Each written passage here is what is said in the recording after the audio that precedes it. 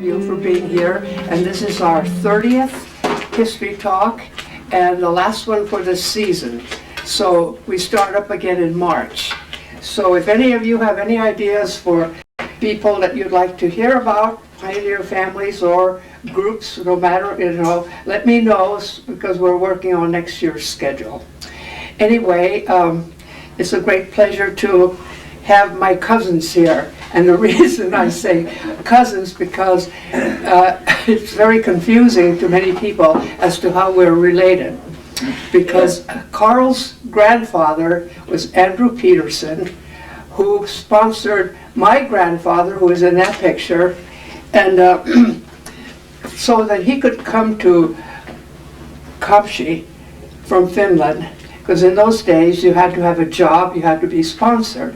And so his uncle, who was Andrew Peterson, is the one who sponsored my grandpa, who's in this oval frame, and that's how he came.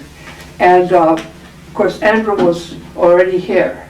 So what you'll be hearing is the story of the Andrew Peterson family. We learn as we go, and I think today I'm probably going to learn a lot about our family that I've never heard before. And my dad every day will say something to me about the family that I've never heard before, and I keep thinking he's going to run out of stories, but nope. So I'm hoping to hear a few today.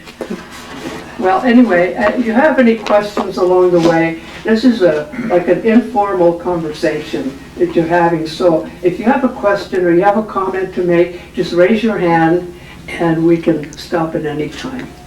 So, John, I put you in charge. Well, actually, it's really unclear as to how my great-grandfather got to Comptche.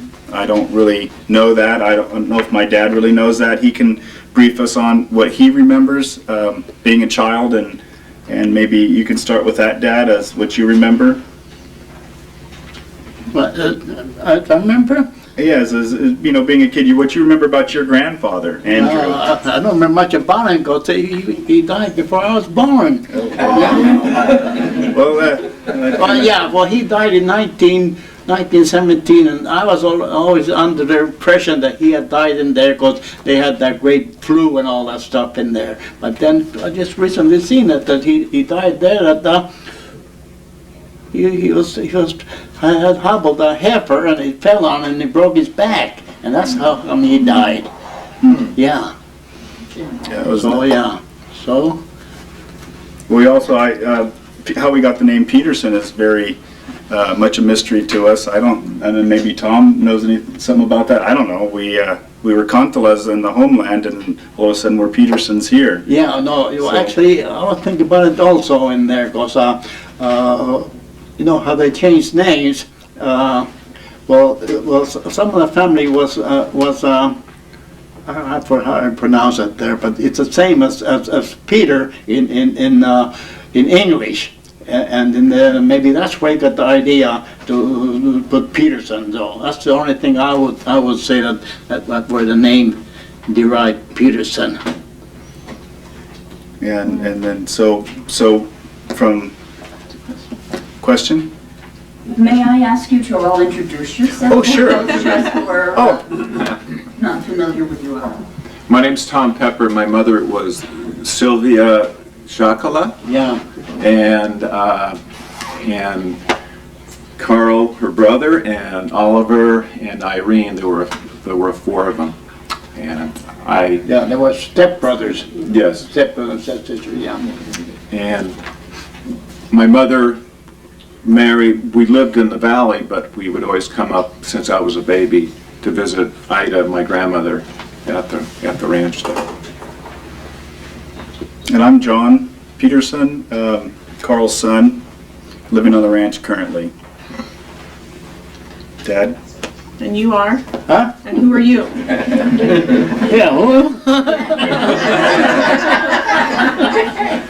Introduce yourself. Yeah, I'm Carl J. Peterson. born and raised in Comptche, California. I'm his daughter Sue, born in Fort Bragg, raised in Comptche most of my life. I'm Jordan. I'm John's son, and this is my grandfather, Carl. I was born, raised in Comptche, and I'm still here. Yeah. And we also have Jasper is another boy. That was also, it's interesting because there's always been a boy every generation that has, almost all of us except for me have been born on the property. Both my boys were born there. He was born there. His dad was born there. So I used to know Oliver real well, and he was married to Georgina Maytrot, and she taught music at high school at Mendocino.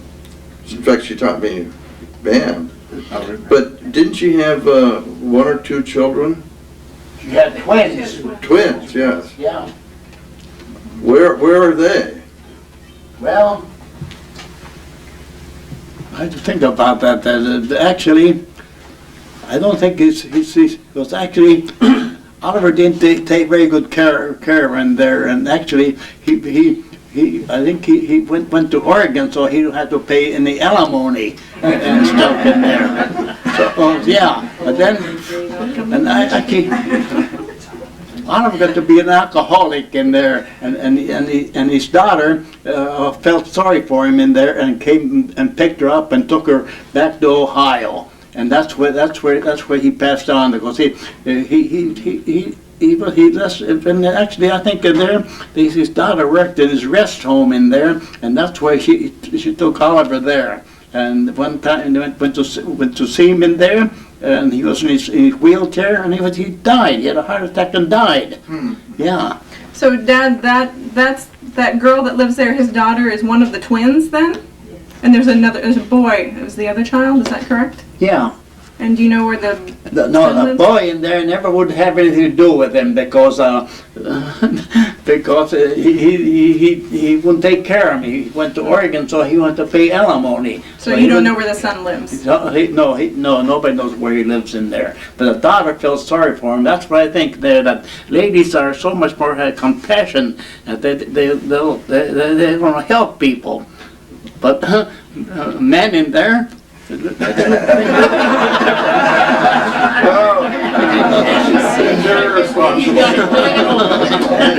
well, true story. So the house was a great grandfather built that as a hotel. Yeah. When he came here, he was more of a farmer, I believe. I don't know if he No, was... I never heard about him there.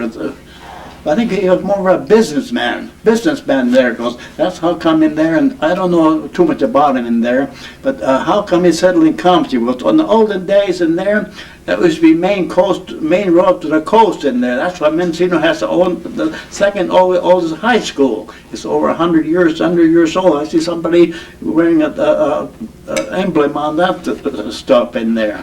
But how come he settled in Comptche? I have no idea. And how come so many Finn people settled in Comptche in there? Because there was all kinds of Finn people there, all the way to town in there. Because actually, my buddy said in there, he worked surveying in there. Said he's got a map in there. He wants to go someday there and point out all these different ranches in there, who lived there and so forth in there. So. Yeah, so that's my story. It's interesting when you see some of there's several pictures before Comptche was logged, and if you look at the Peterson Ranch, there were trees it was just, the whole pasture area was just full of gigantic redwoods. And as you look at it now, it's all pasture land, which is... Oh yeah, now that's another story there, which I think I told Susan. Yeah, there were when the great grandfather bought the property. There were timber rights. They were all owned by the big logging companies at the time, which was that Mendocino Lumber Company that owned that. Well, whoever it was in there, because it wound up in Albion? there that was a Masonite corporation. They had the timber rights in there, They acquired them. and I was working for Philbricks in there, and I met this guy there. I think his name was Walker Tilly or whether it was in there. But I told him in there, but asked him in there, but you know, you got a timber rights in there. Will you sign up papers in there that'll eliminate that? He said, certainly. Just bring the papers in there and I'll sign them in there. And that's how come then it's published in the county seat in there. So I got those taken off of there. A lot of land must have been owned. The big companies had mineral rights and timber rights on your property, and you really had no say in what they did. They just come and mow it right off. And Yeah. I guess that's how there's pictures. We don't have a few of them there that are in the 30s when it was logged off, but then there were some at the turn that you're referring to. Right. They were made into postcards, but there was all old growth throughout the valley. And then during certain times, which is interesting because the trees always come back. They always seem to grow back. And as Carl referred to, the stagecoach route was from Mendocino to Ukiah, went through Comptche. And so when the hotel was built, is from my understanding, and there was not only the hotel, but he had a butcher shop, and so it was a full functioning overnight stay. So the stagecoaches couldn't make it to Ukiah in one day. They had to spend the night. And some people would actually come out and spend 2 nights and whatever. And I remember being a little kid when the house was kind of vacant, and it was like walking back into time. It was incredible, all the little tiny rooms and the one bed and the wash basin, and it was really, really interesting. Yeah. And some of the stories that I have heard is that there was a guy shot. 2 guys got in a fight at the hotel there, and one guy shot the other guy, and there was a fight over a woman. And I think there's an article in the Beacon somewhere about that. And Oh yeah, that was in the old history stuff Right. in there. Yeah, it told in there how it happened in there and stuff in there. Yeah. And then Black Bart also, I guess, he may have spent one night or maybe several nights there, and this is what I heard the rumor mill was he would stay there and he had robbed the stagecoaches around up and down Northern California, but this was a nice resort for him because it was, had breakfast food and everything. And I this may be wrong, but my mother and grandmother would say the rumor was, well, he was working for the railroad because the railroad was trying to push out the business of the stagecoaches. But anyway, that's. Well, Carl, can you tell us if that business was running when you were a young boy? The business, the hotel business and the stable across the road, was that running when you were a small boy? Do you remember that? No, I don't remember. It wasn't running as a hotel or anything like that. No. do you remember it being the gas pump out in the front? Gas pump, oh yeah. Yeah, because my folks used when when gasoline used to sell for 12 cents a gallon. And you had to thing you pump the gas in there, and you had the things in there and stuff like that, and it was entirely different in there. And in fact, I think the tank in there was only 550 gallons, and I think it's still underground there. We don't want to tell anybody about that one. Well, that fir tree's grown really well there. Fir tree's grown really well. Yeah. Well, my sister planted that little tree there. Now it's, well, you know how big it is. Tom's mom? Huh? Tom's mom planted that tree? Sylvia or Irene? No, Irene did. Yeah, it's a little bit of a thing in there, and I was going to take it down a couple of times in there, but it's still there. I wish I had some pictures of the inside of the hotel, because when you walk in the front, the parlor was on the left, and the women couldn't go in there. That was where the men would, you know? No, you went in that front door there, and left was women and the right was men. Oh, okay. Yeah, and then you went in that one there, and both of them had a fireplace in there, and they had a bar in there, and there was a small room in there, a bar in there, and no, actually, when my folks lived in there, well, they put a wall on there, and then they had had a bedroom in there. But it was just a narrow bedroom. Is that right? Wow. Of course, they didn't have inside toilets even then in there. They had outside toilets in there. And I think there my sister Irene in there. She was living in San Francisco at the time in there, and she got mother in there and got the first toilets in there, and built the addition to the house for the toilets. So, Dad, when was the last year that it was a working hotel? Do you know that? No idea. I've been in the 20s, and I was born in 1920, so I don't really know. There was a store that was there were other stores in Comptche besides what was there. No, I don't know, because actually the house I lived in there was across the street. There you see a picture there, and I told it, I had it cut off over there. I think, and then when I came back from the army, and I told it had it told there for my folks to live in. And of course, it's been remodeled many times since then, and there and stuff like that. So it was a boarding house in the 1950s for a few years. Oh yeah. When the logging was really good, and actually they had sawmills in Comptche there. Every Kenyan had a sawmill there right after World War II in there. And it was that woman that run the boarding house there. I forgot what her name was.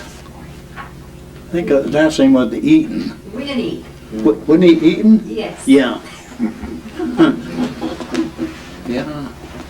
And for some reason, I remember a story where, not a story, but just basic, people came to Comptche if they had health problems, and they would come and stay at the hotel there, and for several days, and it was, the air was clean, it was warm, and versus, and do you remember anything about that? Oh yeah, well that's the soda springs in there, which was, well, at one time in there they were even bottling up water and stuff in there, but they had bats in there, and yeah, all that stuff in there, and I remember that stuff in there. Yeah. It was the most awful tasting water as a kid. My grandmother, my mother, and I, well, let's go up and get some of that water, and and I tasted it. Oh, it was horrible. It was like.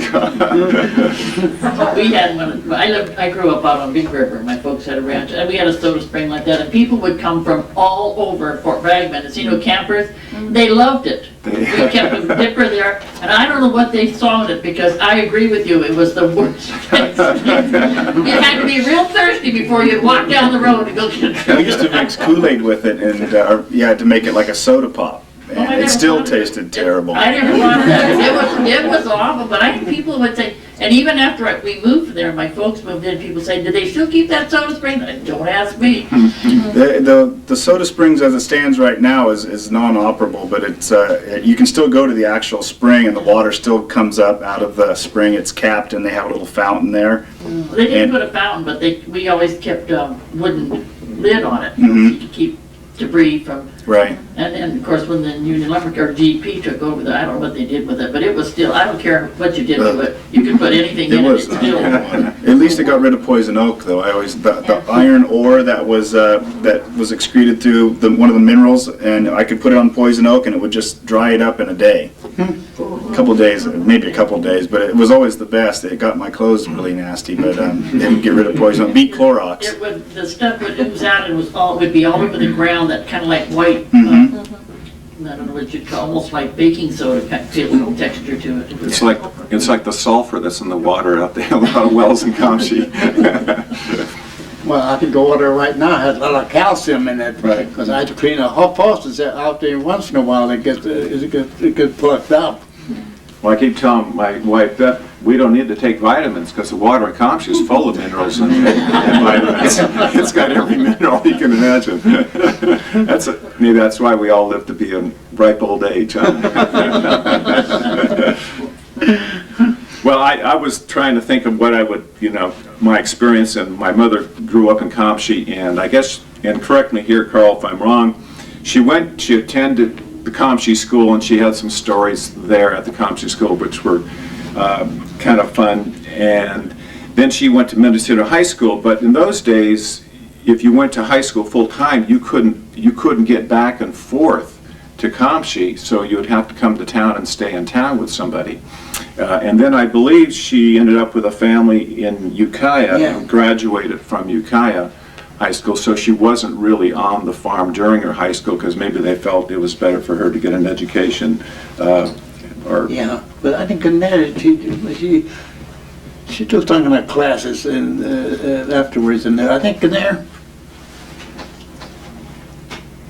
See, I was on Midway Island December 7th, 1941, when Pearl Harbor happened and all that stuff in there. So on my way back in there, I came back to San Francisco. I think Sylvia, your mother was living in San Francisco. She was, and I guess she was attending. She got trained to be a nurse. Nurse, yeah. And then from there, she met my father, Frank Pepper, and then had 3 children. I'm the youngest, and there's Frank Sr. and my other brother Jim. And but after that, we always came up to Comptche to see Grandma.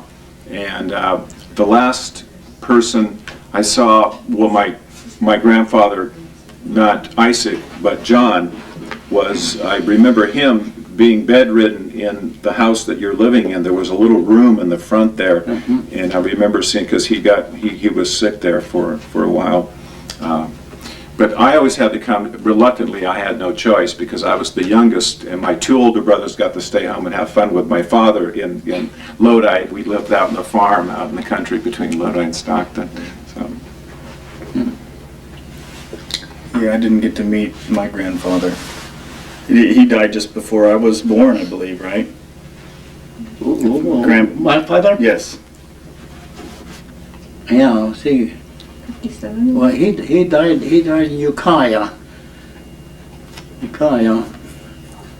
I don't remember what year he died in there. But then my mother, well, she lived by herself there in Comptche for a long time in there, and then I got married living in San Francisco, and I guess she was living by herself all the time in there, and I felt sorry for her. So then I moved back to Comptche to take care of her. Mm-hmm. Yeah. Well, there was if any of you saw the flyer, there was a statement in there about him changing his name to Peterson to keep the ranch in the Peterson name, and it's a part of our history that's really kind of unclear to me on exactly why my grandfather changed his name, because his name was Luato, and he changed his name to Peterson after Tom's grandfather died.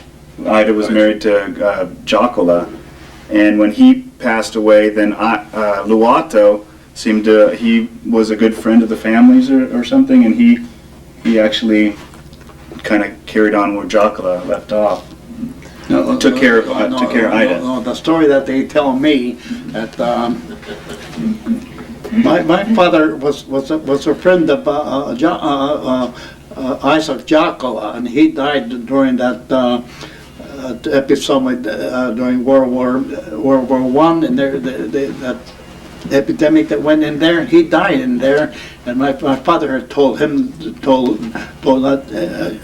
Jockola that he would take care of his wife and children, and then he wound up marrying her. And that's why I think that the name got changed in there, because they went to Ukiah to get married in there, and then there, well, whose name would that been? Because my father's name was Lota, you see, and my mother's name was Jockola. So then that's where they got changed to Peterson. Yeah.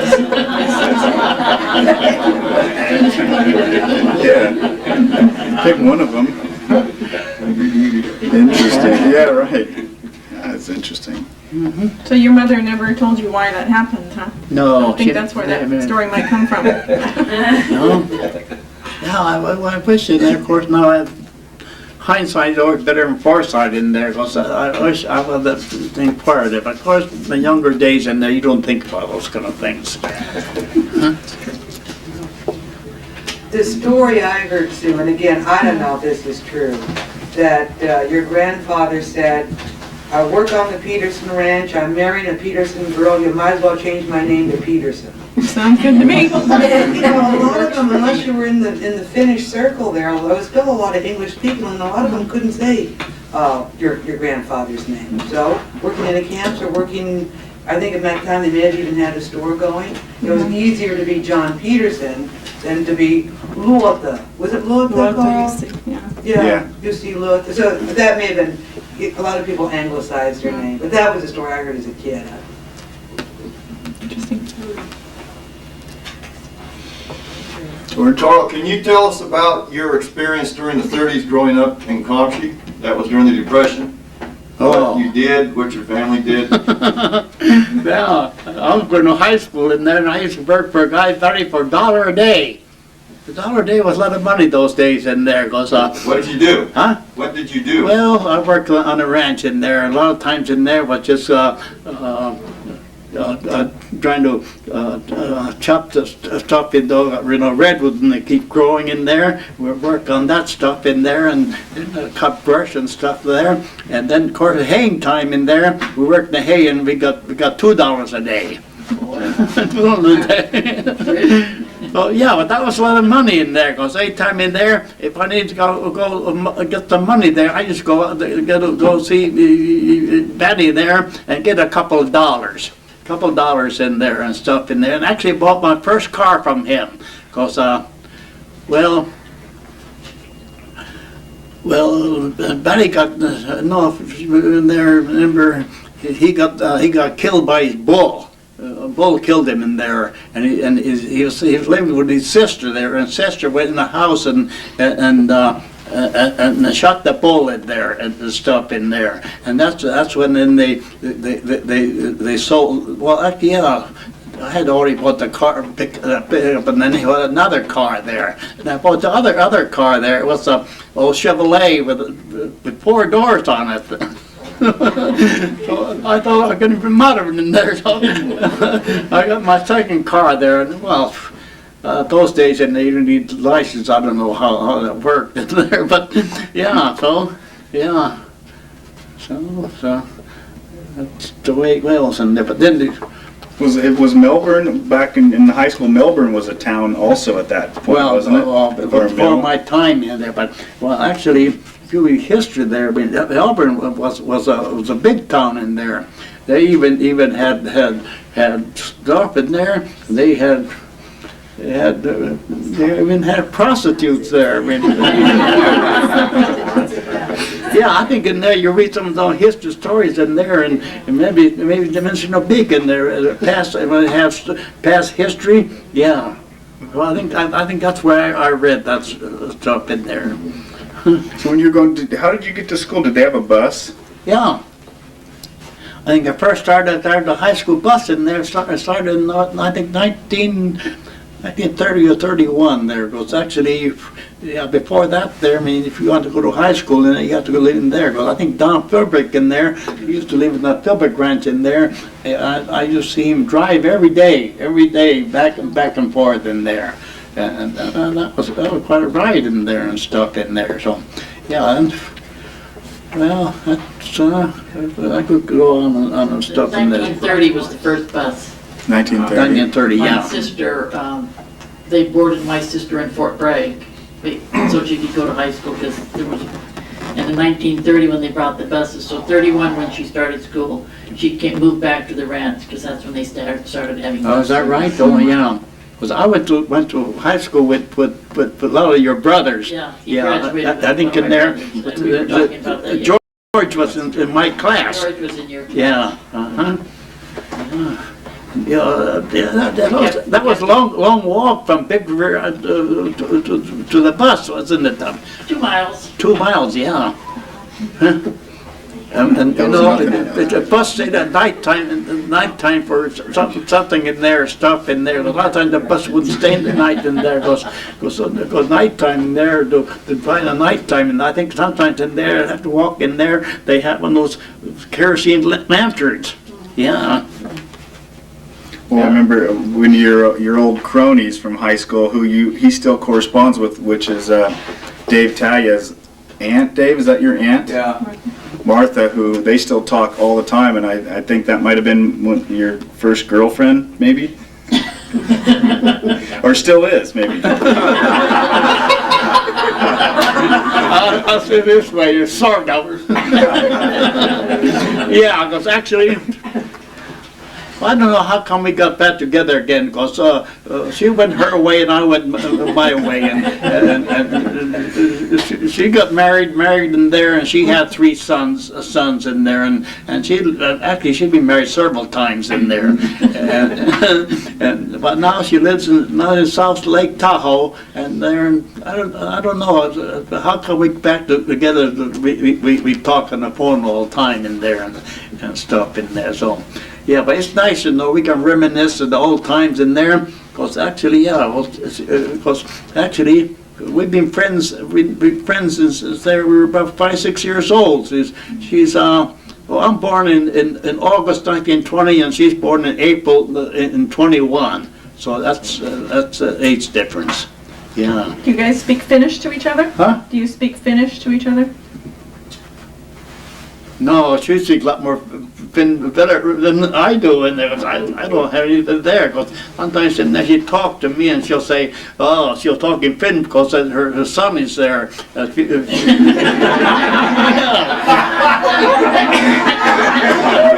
Yeah, I tell her that, what are you afraid of? We're afraid of in there. So say what are you going to say in there, regardless, either way. Yeah. Because I can speak Finn in there, but actually I think in English. So if you notice in there, I mean, if you're just talking, or what it is, you're going to think in that stuff in there. No, I lived in Saudi Arabia. Well, actually, I lived there for 12 years in there. I could speak Arabic pretty good there, but I never really think in Arabic in there. But I got along good with them in there, and I could speak Arabic pretty good in there. And a lot of times they sent me on special jobs in there, and I go by myself in there. Well, actually, in Saudi Arabia they call what they call the empty quarters in there, where nothing goes on there in the summertime. Wintertime they go up in there and do more exploring and stuff in there, and they have to take some special camps in there and stuff in there. And in those days they didn't have any roads in there. And actually, in Saudi Arabia, there's 3 main things. The main thing is the main places is in Dhahran, and then in the desert in there is called Abqaiq, and the rest of north is where the refinery is. And I've worked in all of those places in there and stuff in there. Actually, working in the desert in there, and I had a driver with me that drove me down there, and we go down there and stay for 2 weeks, and then we come back to Abqaiq in there and for a weekend. One time going back in there, we had a big sand hole, sand in the desert where some truck had been stuck, and there we were stuck there for like the morning until that afternoon. And somebody else came by to help us out of there. So. Oh, I remember one time Carl came back from Saudi Arabia, and he would always bring little goodies from there, and he would bring the robes back, and the veils and everything. We'd dress up as kids and pretend we were Saudi Arabians. It was kind of cool. And one time he brought back some of these chocolate treats and went, oh wow, these are great. But they were basically chocolate-covered ants and bugs. Do you remember that, Carl? No, I don't. Yeah. And I go, oh, I'm not going to eat these. So first, we're starting to eat them and stuff, and then we realize what they are, and it was amazing. But another memory I have, my mother coming up. We lived in the valley, so we'd always bring up all the fruits and vegetables, and that was like a real pleasure. So we'd bring out and share them around Comptche to everybody, a little bit of grapes, a Tokay grapes, and so on and so forth. And then we'd have to make our long drive to Fort Bragg. We're going to Fort Bragg from Comptche. It seemed forever, and especially on the old road, the old highway road there. It was something, but we'd always buy lots of fish when we got to Fort Bragg, and then we would come back and bring it back down home. But we'd always have to make our stops. We'd have to go see May Stimback, Tajas, Mantelas. Let's see everyone and we had to go, and of course I had to be dragged along, I was so bored. The only fun that I had was sliding down the hills on cardboard. And occasionally when they had some Grange potlucks, which were really popular then, they didn't happen too often, but when they did, it was a lot of fun. And they actually had a dance once that I remember, and I was, maybe in 7th grade or something, and kind of met this girl and was dancing with her. I think it was the only time I met a girl in Comptche and was able to dance with her.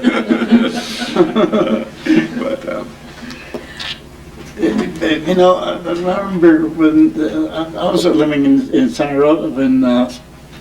Stockton, and I rode back with your father, and then coming down 128, instead of turning at that Flint Creek Road, you want to go clear the ocean, because you come from the hot valley, how cold it was, and then we come back around that way. Yeah, my father, who was a contractor in Stockton and started some developments, I guess had this great idea after he married my mother to start a lumber mill in Comptche. Was it Boomershine? Huh? Was it Boomershine where my father started? No, it was right on our ranch. Okay. Oh yeah, I have to think about that there, because I thought it was Boomershine where he had some of the stuff. Well, he got logs from up there, from that area. Okay. Yeah, but then there's this guy in there that had this stuff in there. That's why it didn't last very long in there, because he was a good mechanic in there, but he had a good business guy in there. In fact, in there, I finally told him in there I didn't want him there. I had to get the hell out of there. Yeah, but he did some crazy things in there. One time in there, they had their own tractor there, and the tractors in there, they had rigs in there, and he only fixed one side. Then the other side went haywire in a couple of weeks in there, and had to stop it again. So why didn't you fix it all at one time? Well, that didn't happen either. So then the mill was there, and the mill would be working in there, and he come in there and stopped the mill in there, and told the guys to go home in there, and he done work in the mill. Well, that's the thing that stopped the thing in there. Then your fellow sold that thing in there. Last I know, they took that mill down to the Garcia or way down there, down Point Arena, down someplace in there. So, yeah. I was living on Wheeler Street by Dave Severico, and I was out walking one day, getting the mail. I ran to Dave, and we started talking and stuff, and I told him my name, Tom Pepper. Oh, you know Frank Pepper? I go, yeah, he was my father. He goes, oh, I know. Yeah. So we sat and talked for about a half hour about he worked for my father at the mill there in Comptche when he was younger and stuff. So. Oh yeah, well he's the one in there that then there was actually. Where that mill was in there, that was kind of a swamp, and the top of the hill in there, he bulldozed that thing off in there, and made a flat face in there. That's the thing there now. That's why they had a big flat area in there. Yeah, down behind the store. Huh? Behind the store area? No, right there. Oh, in the canyon. I know what you're talking about. Yeah. So that's what it is in there. Well, actually, did Jimmy Boyle do the bulldozing, or did Frank or? Dave Severco do it? No, they did it there, that wasn't there. But the other one in there, where the store is in there, that was Swamp also. And that's, I think Jim Boyle had a cat in there. And actually, he pulled over the top of that hill in there, down there, or that thing there. But, oh, that was happened before that in there. No, up over the barn there, there'd be a big canyon in there. And I think in there that, well, I think that we called elders in there, we call him the hay belly. The big stuff. He was a woods boss for Don Furbick in there, and he brought 3 cats in there, and bulldozed on top of that hill in there and filled up the whole canyon in there. Well, that's where your place is, George. That canyon that goes right down through where the houses that used to be where Jimmy Boyle, you built those cabins, right? That now Joel Goldor owns those now. Oh, yeah. That used to be a deep canyon all the way down. There was a big barn on the corner. You told me that's right where your mom had her little flowers, and that turn was a huge barn.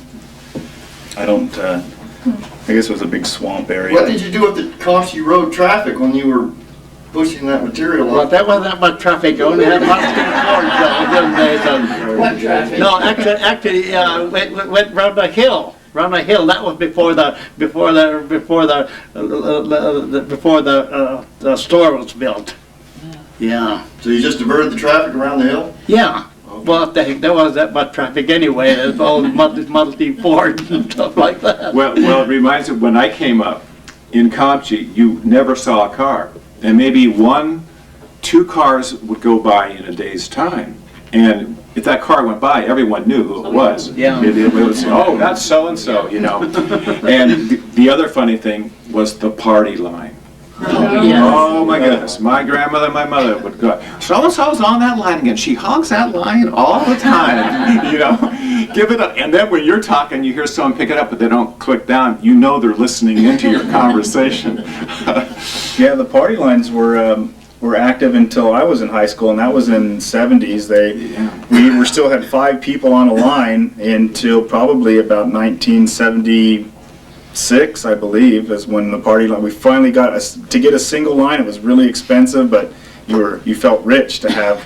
We shared a line with your mom, George, and Long time. I remember she would leave the phone off the hook sometimes. I'd have to go down. My mom would say, "Go, you better go down to the post office, tell a letter." She left the phone off the hook. We could hear in there yelling. I think in there we got the same time we got electricity in the Comptche. The telephone came by the same time in there, because before they had a telephone line in there, it was called a Melbourne Telephone Company. Because I remember Ilo Opelander, he used to maintain that thing in there, and Andrew Tadja would help him. Do if something went haywire and stuff like that. And they say in there, that's why we had one long and a short. So my grandfather had a business in there that he had time to listen to it there. So they gave him the shortest thing, one long and one short. And I remember the old phone that was in the Comptche Hotel, the big square, you crank it up, it's got the big microphone. I thought that was so neat when I was a kid. Yeah. Whatever happened to those things? I don't know. They got left in there. It wasn't in the big house in there, and you might have thrown it away. I think so. I think it's in the barn. I think it's in the barn. That old telephone. Who knows? I don't know where it is. I haven't seen it for a long time. Buddy, you had one of those. That's how the fire department used to make their calls. They had a certain ring. One long ring. One long ring. Oh yeah, that was a private line. That wasn't the connected to anything. That was just locally. Well, Fire phone? Huh? Well, just how you got fire? the message out. Yeah. So that was the thing in Comptche and King Summit or something like that. That's all they area covered, David. That's something that existed at all. Well, because everything's all about her now. There were 2 lines out. There was the main line that came all the way to Mendocino, and then the fire line went from Comptche to King Summit.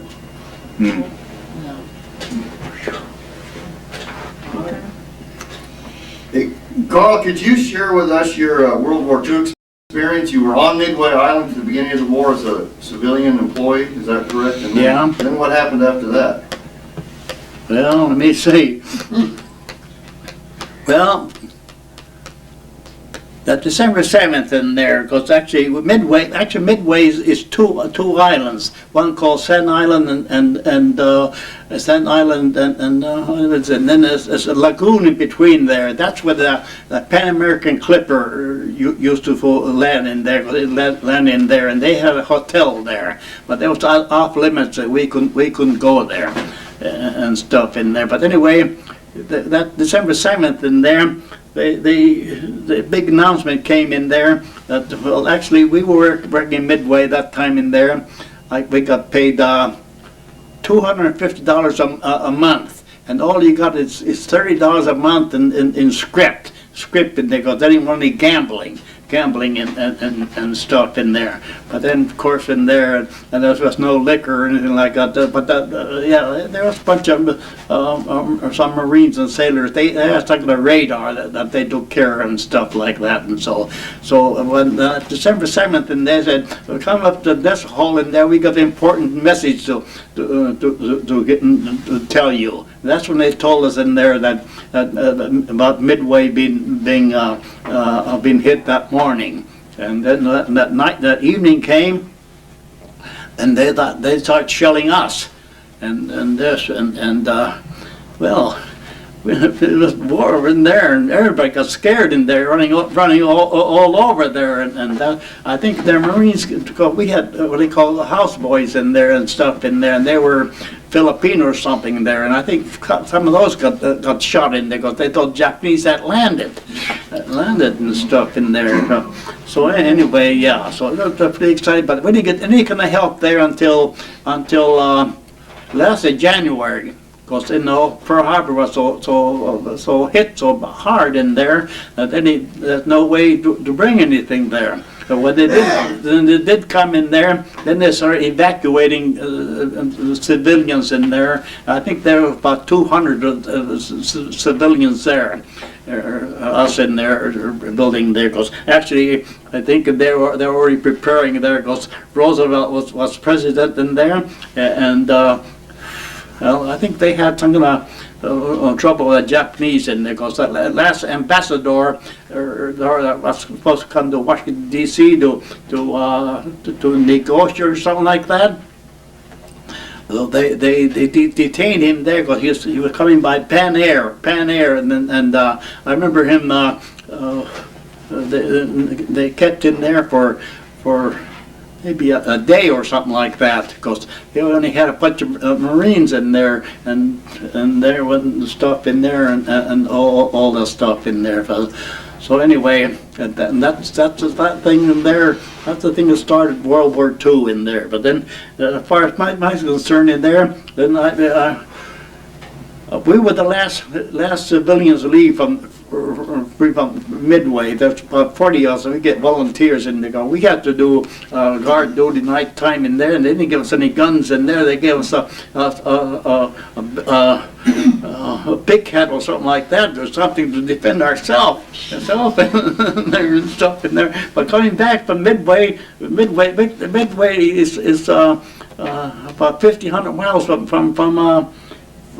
Oahu. I don't know, Oahu. And it took us, I think, 5 days. We had to zigzag back and forth because they were afraid of submarines.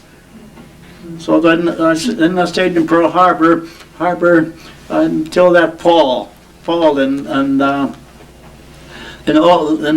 course I get writing letters home in there and stuff in there, and they, the draft board was on in there, and they were taking guys in there, and I came back in there. Well, actually, they drafted me pretty suddenly there, because actually I took my basic training in there, a place called Camp McCain, which was 100 miles south from Memphis, Tennessee. We used to go to Memphis on what do you call a 3-day pass. It was 72-day pass in there. And I remember going in there because we got acquainted with a shoe shine boy down in the basement there, and we would get a bottle of liquor for $5. So it was in there, but then it was actually, we went to winter maneuvers in Tennessee someplace in there, and then we wound up in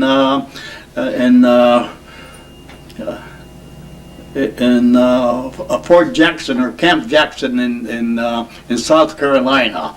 And stuff in there and stuff in there. But that's when that's where I was in there. And then, that time in there that we only got $30 a day there. But then if the paratroops in there, you got $50 they call jump pay. So that's not transferred to paratroops. And then the paratroops in there, you're trained with parachute and also gliders, and you have to make 5 jumps to qualify to be a paratrooper there, and they have pretty tough training in there because every morning you take a 5 mile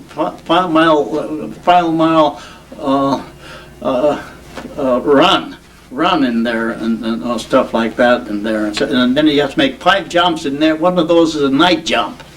And it's also dangerous because some guys wind up in trees sometimes and stuff like that, and stuff in there. But and actually I was in that one called the Battle of the Bulge in there, and some of these I don't quite remember what did happen in there. But I was a squad leader, and the Army has 3 squads and 3 squads in there in a platoon, something like that, and. I guess we had fought them in there, and I was in reserve in there. I had to take a patrol the night time in there, and I was a moonlight night in there, and put the thing in there that it won't show in the snow.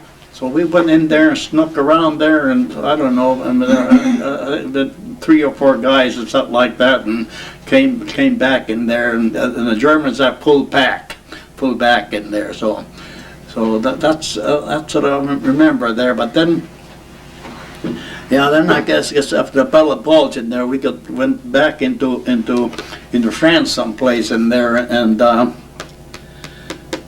then then went in by gliders. Now I don't remember how come in there, but then our glider crashed in there, and that's when and actually it hurt me a little bit there, and actually right now there, that's why I lost my hearing in there, because we captured a German command post in there and stuff in there, and that's another story in there that I don't talk about much in there, because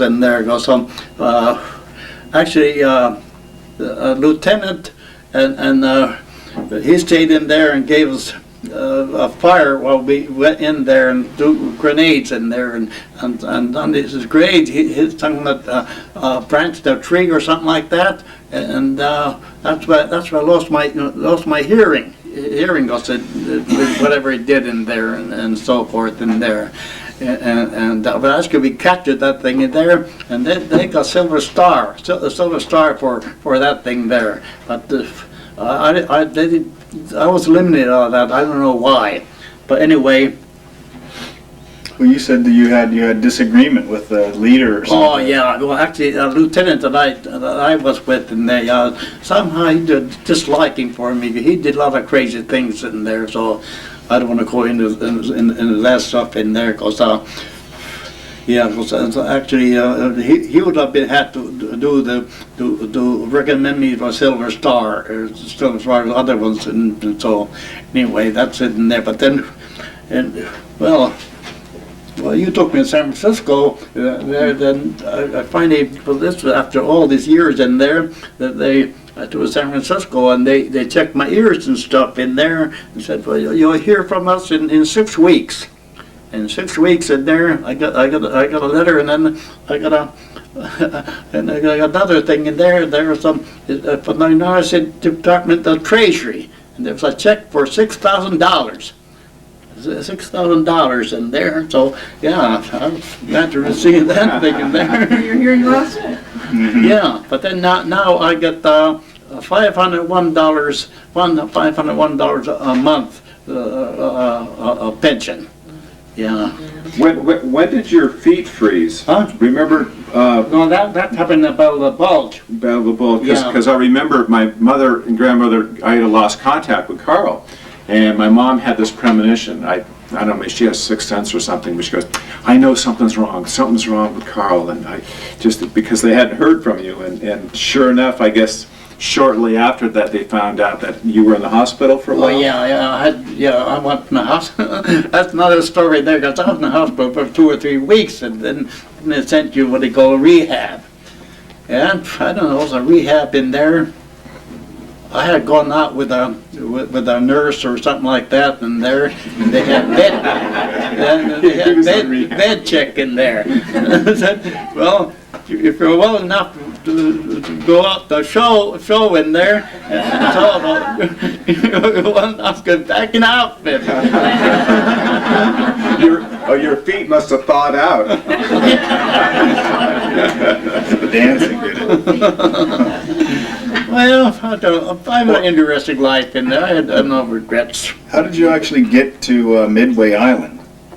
I mean, what brought you to Midway Island? Once you left Comptche, you went to... No, well, that's a whole other story, because actually, Bob Otters and I hitchhiked first to San Francisco there and stuff in there.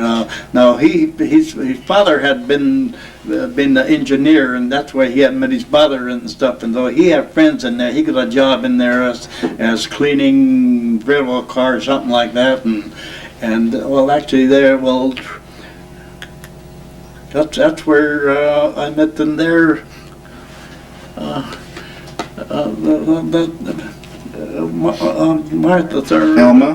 Elma, who's married to Star White, and he took me under wing in there and taught me the carpenter trade in there. And they didn't have any children, so I was like a kid, their kid in there. And he every time in there we went from job to job, and they'd always give me a raise, because all those times in there wasn't too much in there. I was getting something like maybe $12, $15 a week or something like that. That's another story there. That I was living in a boarding house there. I think where Andy was the boarding house in there. And I come off the ranch, and I had a pretty good grip in the hand in there. And then as we're squeezing in there and stuff, and then I relaxed in there, and he's one more squeeze in there, and he cracked all these bones in there. And then I went to work next day there, and Star was a foreman in there, and so in there I dropped the board across my hand in there yesterday there, and it by that time was falling in there. And, well, I said, go to work in there. And then the guy who was a contractor there, he came there, and I told him about it. He took me the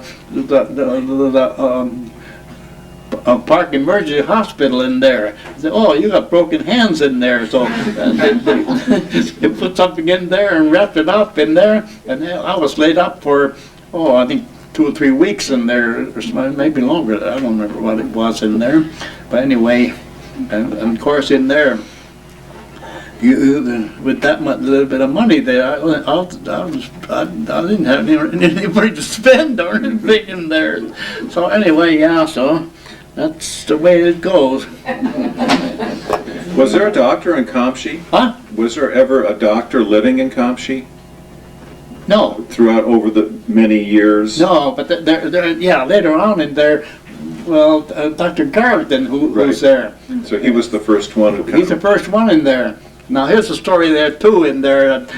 Buddy might remember there, because actually I think Buddy's mother in there, that somebody had told him there, there's a doctor in Comptche, and he used to come with his hippie, and he had big long hair and stuff like that. Because actually he's still in Comptche there, but he's probably more of a psychiatrist, something like that in there, because he works in Ukiah now, but he's still in there, because I call the house in there, and his wife answers, and he calls it this Dr. Gar's residence.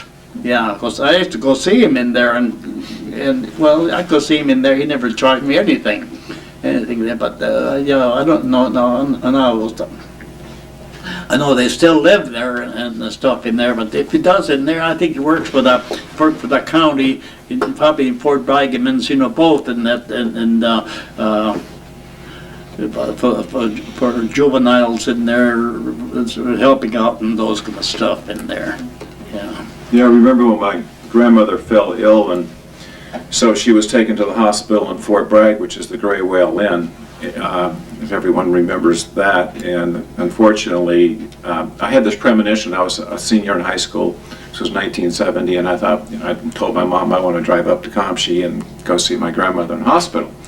So, and I'm glad I did, because I think it was about a couple weeks after that she passed away. I guess she had a blood clot in her leg or something like that. And she was really getting better, but blood clots can be very dangerous. And but she died in the hospital there. Yeah, she did. So for the funeral, we went to the brewery, and that's where we had the funeral. If you remember back then, that's where we had the services. And when my wife and I, Beth, came up here and stuff, and they said, "Oh yeah, we were in there having a beer." I go, "Yeah, my grandmother, we had our services right in here." That was our funeral moment. Yeah.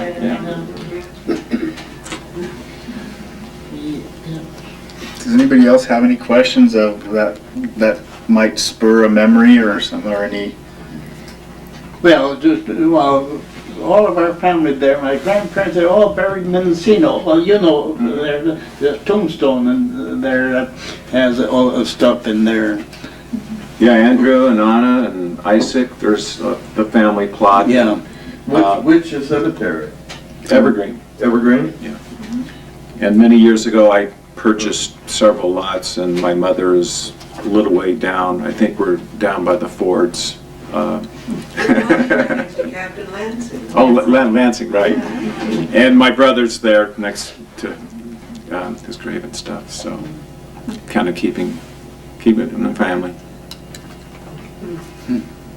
I can remember going to dances out at Comptche when my brothers were in high school. Remember the Do What I Did? Where'd you dance at the Grange? Is that what they were? Yeah, at the Grange Hall. Yeah. That was the event of the whatever month or season or whatever.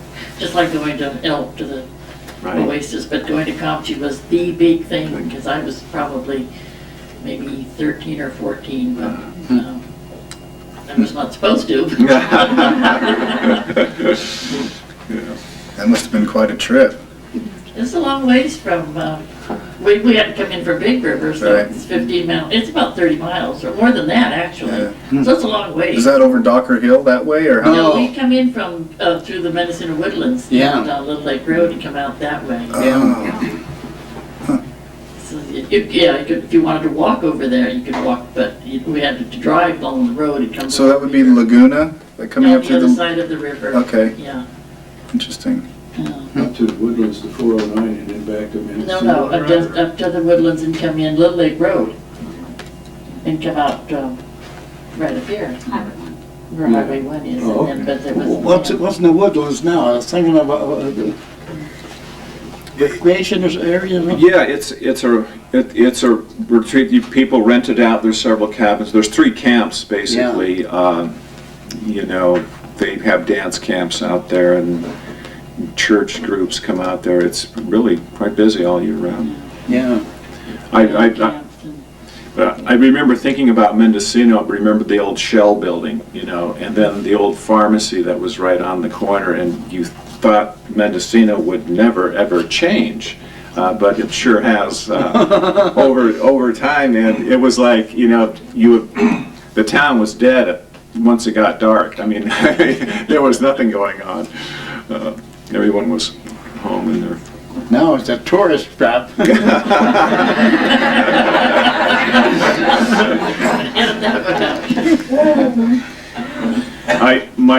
Some memories. My grandmother used to make the best lemon meringue pie. And she made banana. She was a great cook, and one of my favorites was she called it the wacky upside down cake. It was like a chocolate, almost like a chocolate fudge cake, but very light. It was just out of this world. I had the same grandmother, and my grandmother burnt everything she made, so I'm sure about that. I remember the reindeer cookies, and she burnt them every darn time, because she cooked in an old wood stove, you know, it wasn't an oven that you turned on, she regulated by building a fire, and she always burned everything, I don't know. And May Stimback was one of my favorite visits to go to, because she always had cookies for me, and she had pies always out there when we come in and sit around. And everyone drank coffee. I think they drank coffee 24 hours a day. Anytime anybody came over, had coffee and. Yeah, and there coffee and something to eat. Yeah. Right. All I had is sweet bread or something. Sweet bread, yeah, that would be a common thing there. No. Yeah, actually, you bought me that coffee thing there, and I had coffee there. I hate coffee now. It's so hard it's so difficult to make, that's why. Well, yeah, I got that thing, French thing in there. I don't like the taste of it anymore. I drink coffee in there. I get in the morning, get green tea. Green tea in there. I have a couple of cups in the morning. But you think in those days of coffee, they had to keep it warm all day. And it wasn't on electric stove, it was on the wood stove. The stuff must have tasted horrible by the time. It was a little bit potent by the end of the day. She talks about her grandmother burning everything. My mother cooked on a wood stove, and she made bread and everything. And I don't know how she did it, because you'd have to start and be hotter than the hinges of Hades out there, and she'd start the fire to make cakes, or not cakes, but bread, because we always had hot bread when we came home from school, and she never burned it. And to this day, I have tried making bread, every recipe under the sun. But how did the old, I'm sure his family too, but how did they do it in those days? And never, I don't know, never burned anything. And they made, and it's like you talked about his grandmother making pies and cakes and everything. My mother used to do that in an old wood stove, but to this day, at all the fancy things I have, I still can't duplicate.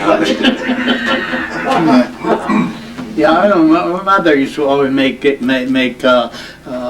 in there, and you know, we had the old wooden stove in there, and then we had coils in there to heat the water, water in there. You have the reservoirs back, the thing is, in there, water in Comptche has so much calcium in there that those pipes get all plugged up in there. You have to change those whole pipes in there I forget how often in there and stuff in there. Well, everything had changed in there. Actually, yeah, when I moved that stove with the house in there for my folks in there, and I got an electric stove at first in there, and of course I wasn't that. I didn't know that much about it either, so I got that and stuff in there. And now, of course, I have a propane stove in there, and propane hot water heater and all that stuff in there, and propane heat and all that stuff in there. You know, well, things sure change. Well, we certainly thank you so much for being here today, and we're going to have refreshments in the other room, and so be sure to come in and have some tea and coffee, cookies, and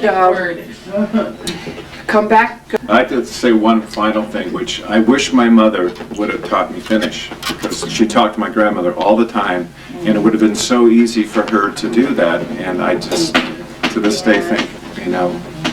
Yeah, somebody else told me that. You know, John Cosby told me, actually, he visited Finland 2-3 years ago. He took his whole family there. And he said also that he wished him there, his father taught him at least something there, because, yeah, it was actually, when I used to work in Saudi Arabia, on time, I was sitting next to a girl, actually, I think she was from Norway, and we got talking in there. And she told me that there, of course, the country's so small in there that they learn their own language, and they learned their neighboring country there, and then they would take another thing, either English or French. And most of them took, well, I don't know now how it works in there, but anyway, this girl I talked to there, she took English in there, and I think most of them do now, because, yeah, well, like John converses with them in there, and some of the stuff in here is written in English, and actually it takes a whole family, goes back 300 years. So there's a lot of history in there, and actually it was also in here, also generations and stuff in there, and some of this stuff in there. Actually, well, I don't read Finn either, so I can't read it in there, but it's very interesting here and it's stuff. And actually, there's pictures in here of the Comptche family there, and it goes back in there. 1, 2, 3. Well, there's a picture of my grandfather there, and Andrew Peterson there. Underneath it says AIK. I don't know what that means in there. Like in English, you say also known as. Well, maybe that's the same thing in there. Because it says his Finland name was Leanderi Konttila. Yeah. And then there's a lady there whose name is Kaisa-Mari Junttila. So that's what Junttila was a Finn name in there. My grandfather was Matt Junttila's uncle, and also Mrs. Lane's uncle. Yeah, there's back in the back table. There's that same picture. What he's looking at right now. Yeah. So. Yes, and there are other pictures also. So feel free to look at all those. And let's give him a big hand.